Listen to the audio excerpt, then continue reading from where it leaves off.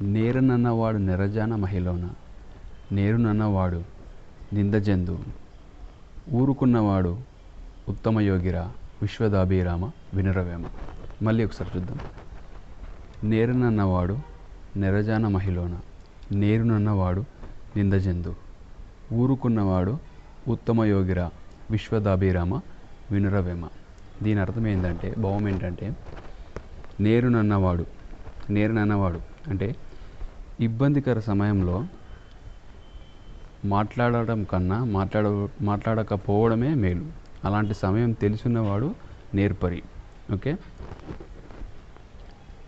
అలాంటి ఇబ్బందికర సమయంలో మాట్లాడడం కంటే మాట్లాడకపోవడమే, తెలిసిన విషయం కూడా తెలియదని చెప్పడమే ఉత్తమ యోగి యొక్క లక్షణం. ఎందుకంటే వాదించడం అనవసరం.